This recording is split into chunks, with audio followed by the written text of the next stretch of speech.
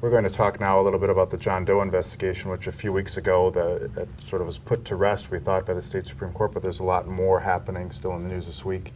Dan, can you tell us a little bit about what's the latest on the John Doe? Well, first, we have to understand why this is all happening now, because as you said, it looked like everything was over, but some of the targets of the John Doe didn't like how it went. And even though they've been cleared, they want to push back. And so one of the targets of the investigation, Cindy Archer, went to court to say that her civil rights were violated, made a number of allegations, and the prosecutors are now responding to the allegations, and they've asked the judge in the John Doe to allow them to release documents that have never been public before to help make their case. And so there's a lot of new information coming out as a result. All right, well, let me ask Patrick, Marley, and Madison on what we've found out from one of those filings this week about the governor, and was he or was he not a target of the investigation? Patrick? So the latest thing that come out says that in 2011, prosecutors believed that there was probable cause to think that the governor had committed a felony when he was Milwaukee County executive over a real estate deal.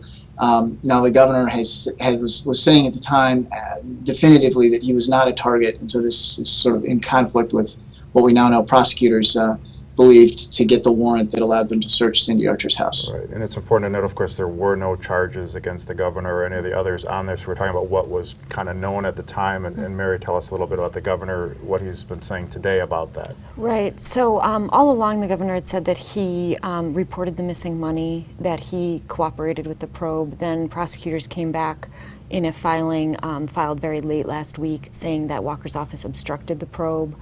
Then the revelation, or the new information that he was under investigation today, he actually said he did not know that he was under investigation, that this is the first he heard of it. He told reporters in Cleveland that it was basically new information for him, but he also noted this was a done deal and this has been closed for a couple What's years. interesting about this is that if you could roll back and you remember in March of 2012, he spent most of a day talking with prosecutors in which they asked him a number of questions. We don't know what happened in that. Those records are not available. There's a transcript of it, but we haven't seen it.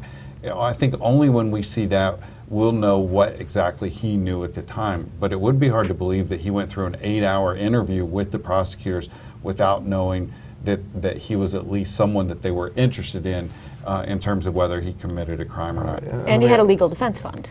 He had a legal defense fund, and he had a former U.S. attorney as an attorney sitting there with him during the whole process. All right, well, let me ask you, Dan, on a piece you did earlier this week, and there's some more happenings on that today, but Cindy Archer, who had mentioned, was filed and claimed the raid at her house and sort of described it in her manner, and we had an audio tape.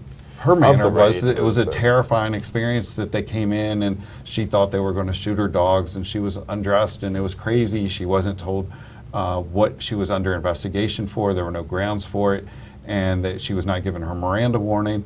But the audio tape, it turns out they recorded it, and it appears that Cindy didn't know that they recorded the 3-hour long audio tape of the entire incident. And it's much more mannerly, quiet, calm. It's tense because no one likes being roused from their sleep at 6 a.m.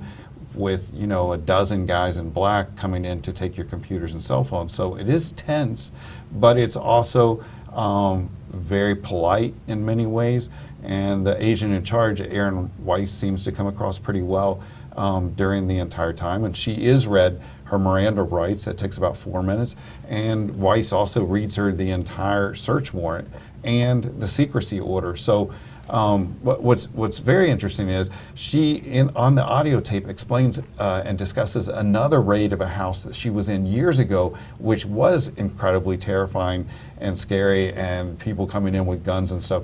So listening to the audio tape, I'm wondering if she's actually conflating the two stories with her case. But in terms of the response today, they've taken that information and some of the other, and the prosecutors are now asking that the Judge Edelman, throw out her suit because they say there are no grounds for right. Yeah, what so she's this was doing. the filings. These are the prosecutors who are the target. This is, we need a little map here of Archer's complaint saying, look, we weren't doing what she said we were doing. Please dismiss. Right. Archer saying my rights were violated as a result of this investigation and this raid on my home. The prosecutors are saying, no, that didn't happen. And so they're asking Judge Edelman to throw out the case. And obviously, they're very happy that they ended up with Judge Adelman, a former Democratic lawmaker who's very liberal, and they're, I assume, thinking that he would be sympathetic to the arguments they're making. All right, well, there'll be more to come on that story, so thanks, guys, for your summary of it.